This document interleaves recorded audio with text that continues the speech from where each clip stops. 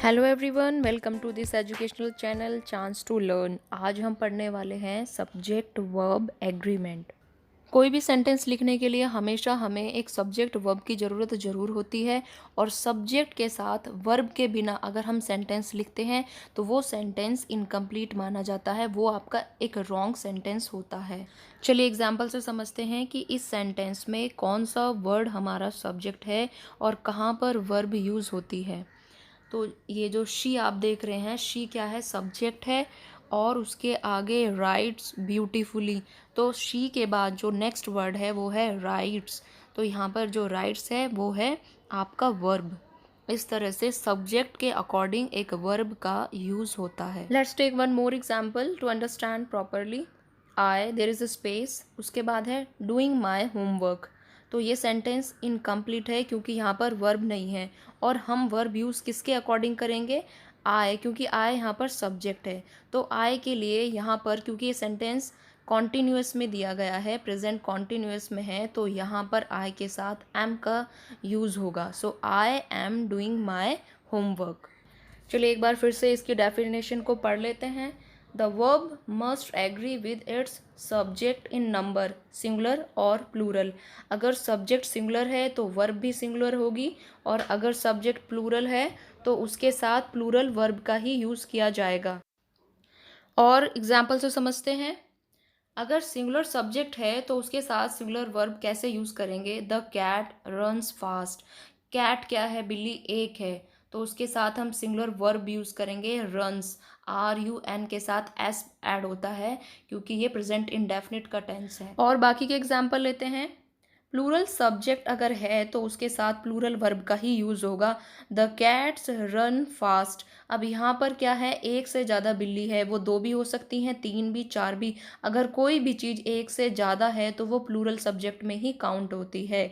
तो the cats run fast, यहाँ पर कैट्स के अकॉर्डिंग रन यूज़ होगा, यहाँ पर आप रन्स यूज़ नहीं कर सकते। इस तरह से सब्जेक्ट के साथ वर्ब को अच्छी तरह से मैच करने के बाद ही कोई सेंटेंस करेक्ट होता है, और इस तरह से वो कहलाता है सब्जेक्ट वर्ब एग्रीमेंट। अभी जो एग्जाम्पल्स आगे दिए हुए हैं इनके आंसर आप खुद करेंगे, और आपको सही आंसर इस वीडियो के एंड में मिलेंगे। तो अभी पहला सेंटेंस है दिस बुक। तो यहाँ पर इज़ का यूज़ करेंगे हम, या फिर आर का। दिस बुक, आगे स्पेस है और इंटरेस्टिंग। उसके बाद लेते हैं नेक्स्ट सेंटेंस, द टीचर, उसके बाद स्पेस है, टॉट अ न्यू चैप्टर। और जो यहाँ पर वर्ब दी गई हैं वो है हैज़ और हैव। तो आपको दो वर्ब मिलती हैं यहाँ पर, लेकिन आपको चूज़ एक ही करनी है। अगर आपको टेंसेस की नॉलेज है तो आप सही वर्ब चूज़ कर लेंगे। नेक्स्ट सेंटेंस लेते हैं, दे, उसके बाद space, all the glasses of milk. तो आप देखें यहाँ पर आपको ड्रिंक यूज़ करना है या फिर ड्रिंक्स यूज़ करना है। मुस्कान, उसके बाद यहाँ पर वर्ब यूज़ होगी, रीड्स या फिर रीड अ न्यू बुक।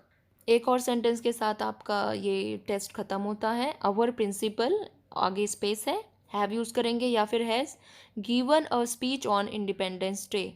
तो इस तरह से आपका टेस्ट ख़त्म होता है, और अभी आपको आपके सारे सेंटेंसेस के आंसर मिल जाएंगे। तो ये पहला sentence, this book is interesting. Book क्या है, सिंगुलर सब्जेक्ट है, और इसके साथ singular verb is he use की जाएगी। Next sentence, the teacher has taught a new chapter. Teacher singular subject है, इसीलिए सिंगुलर वर्ब ही उसके साथ यूज़ की जाएगी। बाकी के एग्जाम्पल्स पढ़ देती हूँ मैं। They drink all the glasses of milk. They plural subject है। Next sentence, Muskan reads a new book. तो मुस्कान सिंगुलर है तो उसके साथ वर्ब भी सिंगुलर यूज़ होगी।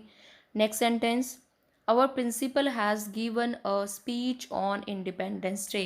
इस तरह से ये आपका पूरा टेस्ट कंप्लीट होता है।